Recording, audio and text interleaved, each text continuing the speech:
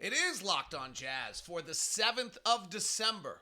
What a great chance to look back at what a remarkable start of the season it has been. Mike Conley's return and what that could mean for the Utah Jazz if he comes through and goes tonight against the Warriors. And I need a run around the league after a few days away, so we'll look at the league trends. It's all coming up on today's edition of Locked On Jazz. Pow! You are Locked On Jazz, your daily podcast on the Utah Jazz. Part of the Locked On Podcast Network, your team every day. How are you? I'm David Locke, radio voice of the Utah Jazz, Jazz NBA insider. This is Locked On Jazz, your daily podcast on the Utah Jazz, giving you insight, expertise, geeky numbers, and hopefully making it better to be a Jazz fan each and every day. Thank you so much for making Locked On Jazz your first listen of the day. We are free and available on all podcasting apps. We're also available on YouTube where you can join the community and chat. If it's a home game and I'm on my regular schedule, that launches at 8:30 every morning. Podcast usually up a little bit earlier unless I sneak away for a few days to Scottsdale, Arizona with my wife because the opening schedule was horrendous. My wife's a superhero and deserved a break. And I wanted to go, and so I apologize. I usually tip you guys off when I'm going to do that. I didn't this time.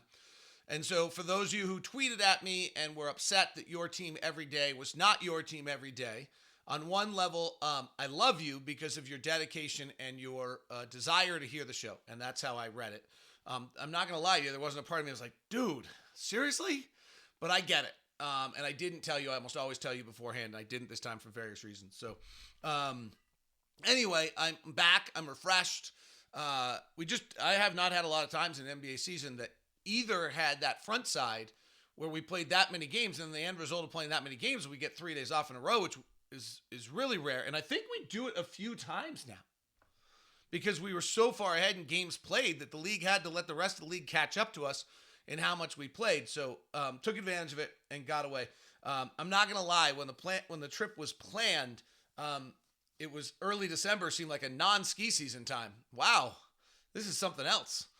So I did miss some great ski days. Hopefully everyone got a piece of that. So sorry, apologize to those of you. And I get it. Like, you're used to it. It's in your rhythm. It's suddenly not there. It's a little bit of a pain. I'm not dismissing that at all. So, my bad. It was an interesting opportunity for me to kind of just think about the season. I will admit that an entire day went by where I had no idea what the NBA scores were and had to use game to game to go catch up, which was weird. I have not ever in the middle of a season quite unplugged the way we just did, it's cool. It's different. I feel great. But it did give me a chance to kind of reflect on like where we are, what's happened, how did we, you're in the middle of it and you're just kind of living it. This is a pretty incredible story.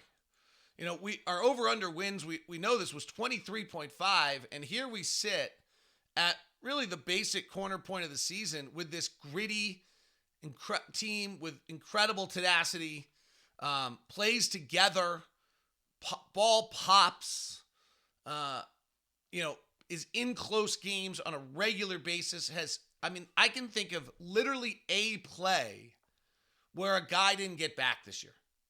Like, it stood out to me so dramatically this year on one of the plays where one of the guys didn't get back that I mentioned it on the air. That didn't usually make air. It was just kind of an occurrence over, at times.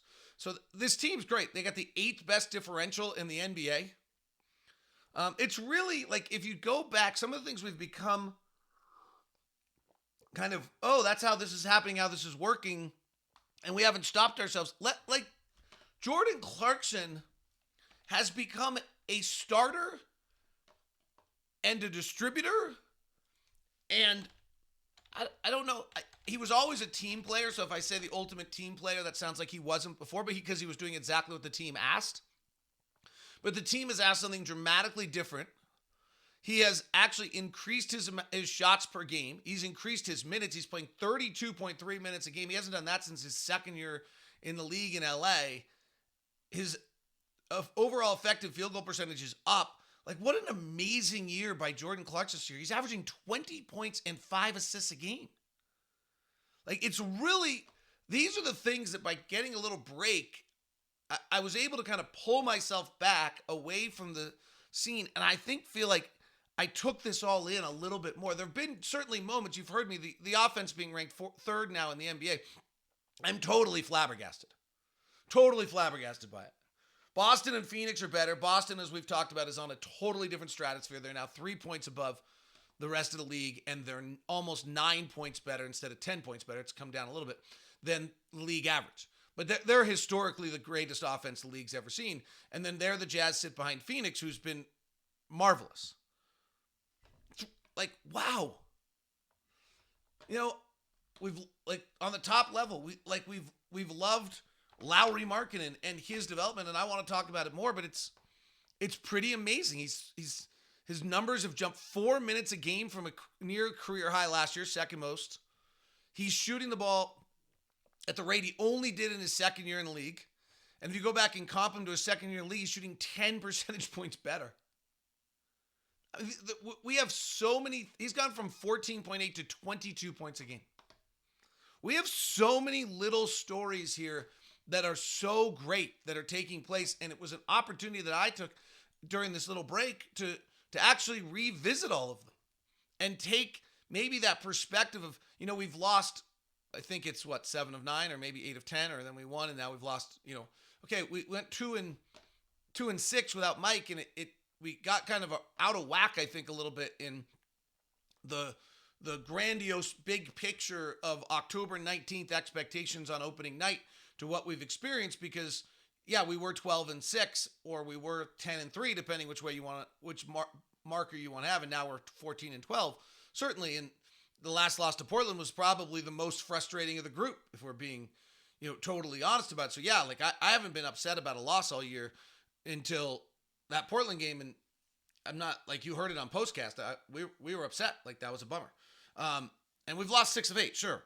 But if you take the big, I pulled out of that realm, like that night to night, day to day moment is what happened on the strip. Is I pulled back out of that and took some time to just kind of look at what we are.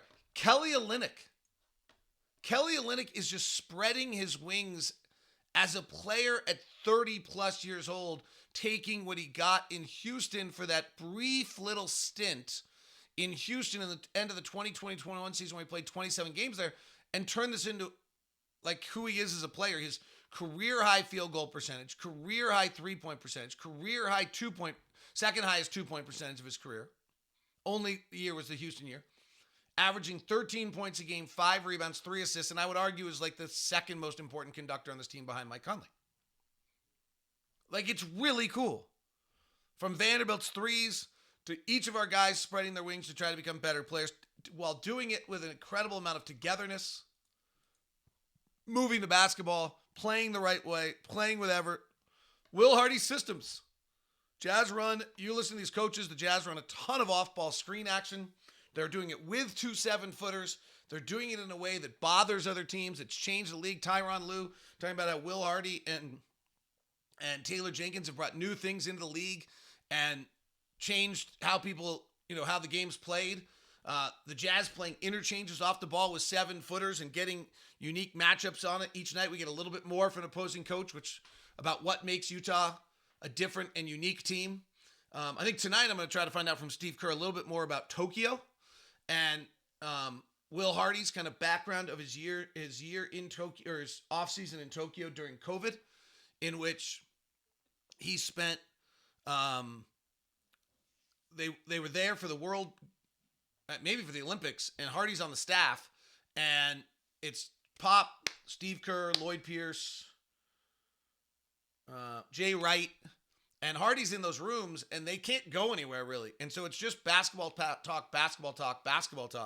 And I want to see if Steve can tell us about that as well. So just kind of, you know, we learned Will Hardy this year. It's been a great start. I just wanted to kind of take us to that perspective. I wanted to take you with me there. I mean, I don't know if we're going to make the playoffs or not. I don't know if that's really what our goals are. I don't know what happened in the trade deadline. It's still kind of lingering. But I certainly didn't expect 26 games into a season that we'd have a 63% chance, according to 538, to make the playoffs. Right? I really thought we would be caught in a world of monotony talking about, losses and probably peering toward college basketball. I mean, I had really planned on every Thursday having somebody on from our Locked On NBA draft show to talk about draft prospects by this point of the season. December, I was going to have them on every Thursday. Tell me if you still want that. And do a quick interview, an update with what's going on in the draft and what people should be looking out for. And maybe we should, because we still have 3 first-round draft picks. Brooklyn and Philadelphia are still sitting at 500. Minnesota's below 500, and our pick will be whatever it turns out to be. Right now, our pick's the best of them, or the worst of them, which is ironic. And maybe that's still a good idea. But that's really where we thought we were going to be, and we're not there, and it's pretty great. So we'll talk about it. All right, we'll talk about we will get into the struggles. What happened if Mike Conley, in fact, returns tonight? He's upgraded to questionable, and if he's ready to go, what a great bump to the Jazz, and we'll look at the 2-6 stretch without Mike Conley and what kind of happened in that stretch for the Utah Jazz, and why the 2-6 and how it will be great to have Mike Conley back. We'll look at that as we continue. I have some Lauri stuff, and then we'll do trends of the NBA, because I need trends of the NBA. I need to know what's happening over the last 2 weeks and last 10 days. Get a little refresher here after our almost mini All-Star break we just got. Today's show is brought to you by our good friends at Murdoch Hyundai, located at 4646 South State Street, also located in Logan and in Linden. The Murdochs have been in Utah for over 80 years. The Hyundai lineup of cars, when I've done my research, as you guys may have heard by now, I went and looked at it for the bells and the whistles and the safety features and the value and the gas mileage and everything you're going to get for that dollar point. There was nothing that equaled it. So then the question is whether you like the car. So what I would suggest to you is, if you're in the market for a car, head down and at least give Hyundai a chance. We'll set you up with a VIP meeting at any of the 3 locations, give you that, and you can go test drive, look at the Santa Fe, look at the Tucson, look at the Kona, look at the gorgeous Palisade, look at the Sonata that I'm driving right now, and see whether or not it matches what you want and what is like your preference. Car buying is a little particular. I can give you the basics, the X's and O's, and all the fundamental stats that you're going to get the most value for your car, but it's not necessarily, to your liking. So head on over to Murdoch Hyundai. Email me first at dlock09@gmail.com. We'll set you up with a VIP meeting over at Murdoch Hyundai. Today's show is also brought to you by Bet Online. Bet Online, where the game begins. Odds, news, scores, all the rest you can get at Bet Online. Check out the latest odds on the NBA championship or playoffs or win totals or the rest. The Raiders and the Rams are your Thursday night game this week, and the Raiders are a 6-point favorite over the Baker Mayfield-led Rams. Yeah, did you hear that? Baker Mayfield. Yes, that's a possibility.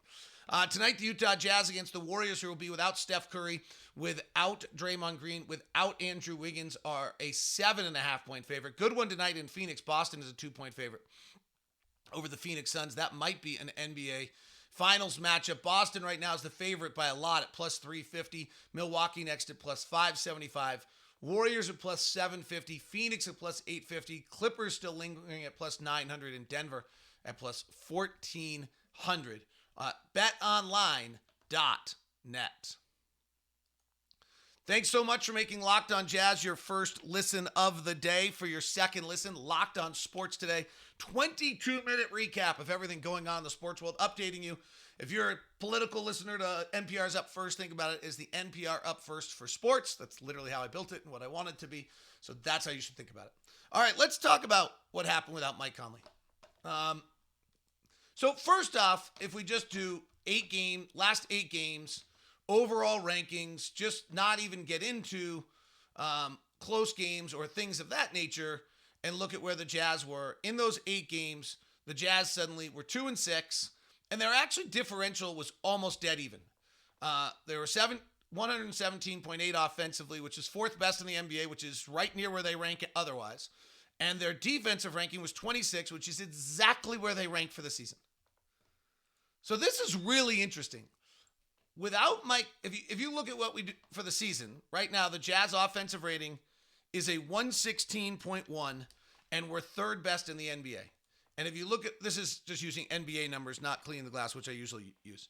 And the defensive rating was a 113.6, 25th in the league. And if you look at the 8 games we played without Mike Conley, we're virtually the exact same. Now, obviously, those 8 games sway the 26 somewhat, but not a lot when you suddenly have, without Mike Conley, our offense was actually better. It was a 117.8. It was up plus 1.6. And our defensive rating in that time period went the wrong way, went to 118, So our defensive rating went far more askew without Mike Conley, but ranked 26th in the league. So for the stretch, we were virtually the exact same, which is really kind of bizarre and interesting that it played out that way. Our shooting, 6th best in the league. That's generally right about where we are. I'm now comparing NBA numbers to clean the glass numbers, but for the year, we're 7th. Our turnover rate without Mike Conley, we went from ranking 24th in the league to ranked 25th in the league, went from turning over 15.9 to 16.1. Like, it's really our rebounding, which has been somewhat disastrous. Our defensive rebounding, which is 22nd in the league now, without Mike Conley, did slip to 29th, which is a little interesting there, and that was particularly late game, and we'll touch on that. That was our. So here's what really my point is. When you look at the whole entire game without Mike Conley, it didn't seem that different until the final 5 minutes. In the final 5 minutes of a game within 5 points, when Mike Conley played, the Jazz differential was a plus 17.5. Our offensive rating was a 125, and our defensive rating was a 107. That's points per 100 possessions. So we were a plus 17.5. Without Mike Conley in the clutch, our offensive rating over the last 8 games, I ran this 3 times last night, and I'm checking it again because I have a hard time believing that it can be true. Our offensive rating in the clutch in the last 8 games, when we didn't have Mike Conley and we went to and unfortunately for us, we went to the clutch 5 different times, was a 100. I just double checked. Didn't want to be wrong. So we went from being a clutch team of a 125 per 100 possessions to 100 points per 100 possessions without Mike. And in turn, our defense went from a 107, pretty good, to a 121, pretty dreadful. So we went from being a plus 17.5 team in the final 5 minutes within 5 to a minus 21 team in the final 5 minutes within 5. So why? Well, here's what's really interesting. Our shot rate, our shooting went up. We shot it better in games in which Mike Conley did not play in the clutch. Our offensive rebounding, which has been a signature, maybe we weren't in position well enough, we didn't offensive rebound as much, was actually just as good. Our offensive rating was from 40 to 43%. Our free throw rate was similar. We went from turning the ball over in the stretch from 11% of our possessions to 33% of our possessions in the final 5 minutes within 5 of the last 5 games we've played their coach. We have turned the ball over on 1 out of 3 possessions. Is that incredible? It's like a problem, but it's amazingly bad and a real testament to that without a natural point guard, Will Hardy found a way for this team to kind of navigate 43 minutes a night. And then when it was really time to have a decision maker on the floor to make the right reads, we just kept getting the ball in the wrong people's hands. I mean, Lauri getting caught at the top of the midcourt in trouble and no one comes to the ball that sums this up. On the defensive end, certainly that's a large part of what just took place, right? If you're turning it over 33% of the time, and I don't know how many of those are live ball, you're giving yourself a problem. We also just stopped the defense, our defensive effective field goal percentage. So how we defended shots in the clutch over the last 8 games was stunningly good. Very similar kind of story here. That in the clutch over the last 8 games, when we're 0-5 in the clutch, everybody else played like 2 games. Our defensive effective field goal percentage was 40%. It's actually, in that stretch of time, it's like the 7th best in the league. However, we fouled at an alarming rate. We didn't force any turnovers, and we didn't defensive rebound at all. We were at 50% defensive rebounding rate. We only forced 6% of our opponents' opposing possessions into turnovers, 6%, while we were turning it over at 33%. And then we fouled at an incredible rate. Like, we had a 0.6 foul rate. So, I mean, really the impact is we went 0-5 in clutch games without Mike Conley. And therefore we went 2-6. Credit to the Jazz that all but one game without Mike Conley was close. It's the same signature.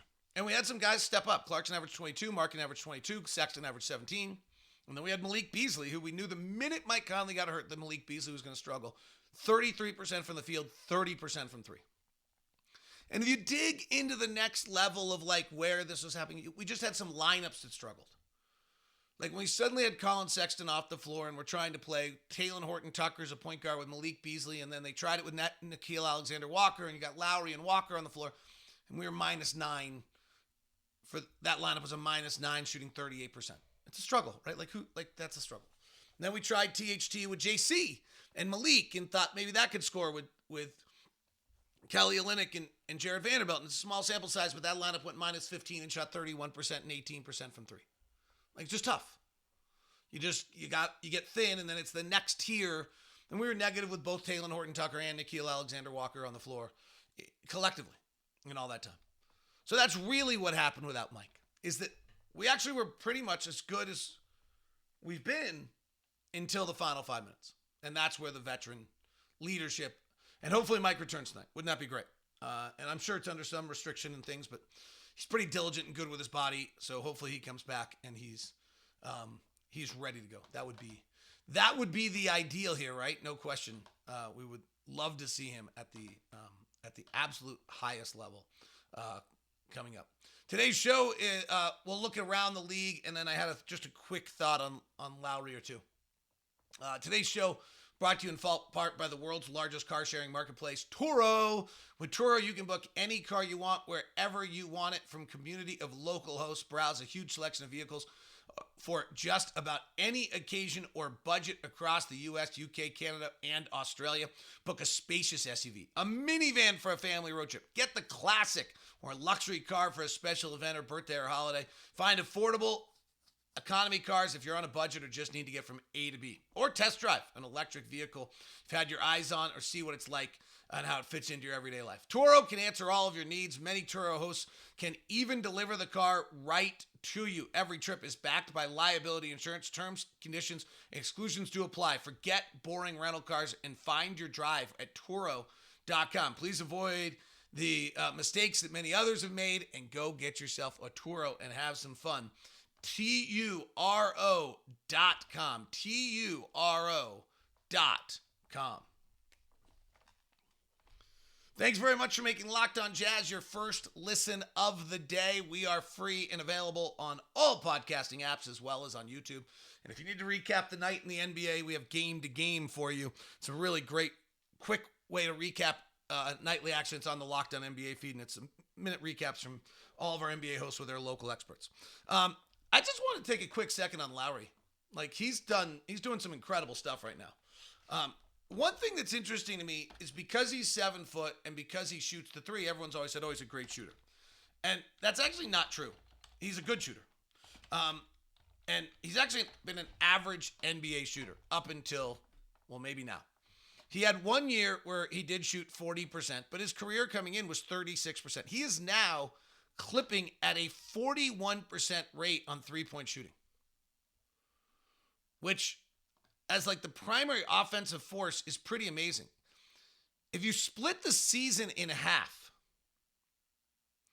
and you take the last 14 games, Lauri Markkanen over the last 14 games is shooting 53% from the field, 51% from three on 6.5 attempts a game. He's scoring 23 points, 8 rebounds, and 2 assists. And 80% from the free throw line. He's not a 50-40-90. He's a 50-50-80. It's a really remarkable number. He's scoring 22.5 points a game on 14.5 shot attempts. Now, we'd probably like to get him more shot attempts, and I asked Will Hardy about it, and Will said, we play so randomly. We're not getting in the ball in set plays, and we're not really playing. We just call them a set and get them the ball. At some point we can get there, but that's not entirely the way we play. Staying with just kind of how hot he is, by the way, if you want to kind of just take a more recent stretch, over the last 7 games, he's about the same. Over the last 6 games, he's at 52 and 52 from 3. And 86% from the line and 23 points a game. And 9 rebounds. But the last 14 games, when in a span where the entire league knows he's now the go-to guy, right? There's no questions anymore. He is now the go-to guy. He has to learn how to be the go-to guy. He's trying to figure it out. And there's no question we're playing a bunch of teams twice, and they all got an idea who he is. And they know he's the stir that makes our drink go. He is shooting 53% from the floor, 51% from 3, and 81% from the line. That's insane. And it's not like he's snuck up on anybody anymore. It's really remarkable. All right. I always like to look at the trends. And as I joked with you, I needed a review of the trends to see where everybody in the NBA is. We'll start with Cleaning the Glass, who likes to look at non-blowout time over the last 2 weeks. And we'll look at who's got the best differential, who's the hottest offense, who can score, who can defend, who can't. So the number 1 team over the NBA over the last 2 weeks are number 1, the Boston Celtics.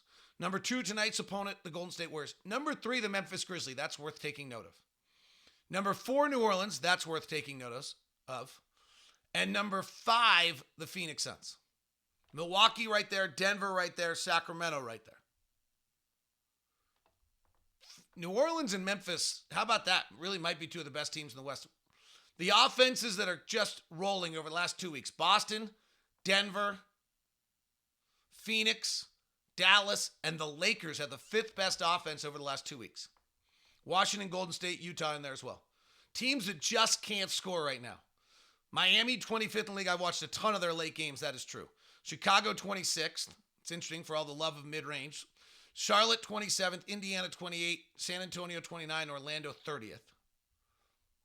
On the defensive end, the teams that are really locking down right now, Cleveland is the number 1 defense in the NBA over the last 2 weeks. Followed by New Orleans. Followed by Sacramento, Golden State, and Brooklyn. Memphis is 6th. Memphis and Boston are the only teams in the last two. Memphis, Boston, and Golden State are the only teams in the last 2 weeks are both in the top 10 offensively and defensively. Memphis, Boston, and Golden State are the only teams in the last 2 weeks that are both in the top 10 offensively and defensively. Teams that just are not defending right now are Orlando, Houston, Washington, the Clippers. It's pretty interesting. They were number 2 in the league defensively. Missing their guys. Portland and San Antonio. So that's Cleaning the Glass over the last 2 weeks. Let's go to the last 10 games. It's similar always, but there's always 1 or 2 little tidbits that are slightly different when we do this.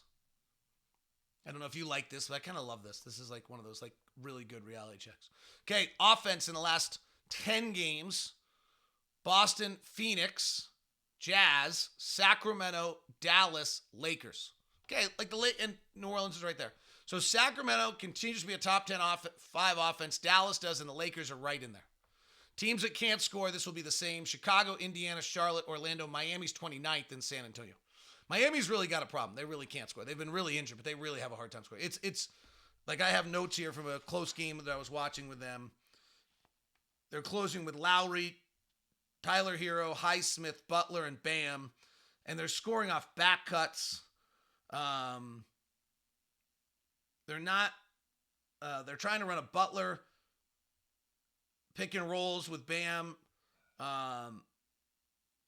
Heroes kind of becomes their go-to guy. They had a Jimmy Butler Bam pick and roll late, and Horford just switches out to Butler. Like, fine. Like, Boston wasn't bothered by it at all. Miami wins that game, but then Miami loses the other night. Defensive teams that are on the top level last 5 games. Cleveland's way better than everyone else, actually. It's not even close over the last 10 games. They're 2.5 points better than the rest of the league. New Orleans, Milwaukee, Brooklyn, Sacramento. That's amazing. And then Philadelphia.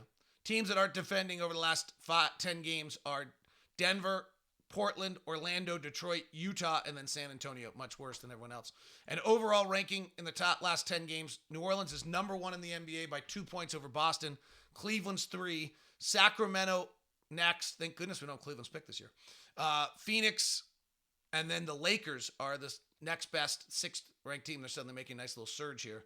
The teams that are struggling, Portland -5, Miami -5, Chicago -5, Charlotte -6, Orlando -11, and San Antonio's falling apart -18. All right, glad to be back with you. Apologize to those of you who were disappointed, and I appreciate you if you were disappointed that there was no Locked On Jazz earlier this week. Thanks very much for tuning in. This is Locked On Jazz. On the floor, 4:45 with Ron Boone. 6 o'clock pregame, 7 o'clock tip, postcast afterwards. Jazz Warriors tonight. Hope you have a great one. Thanks for tuning in.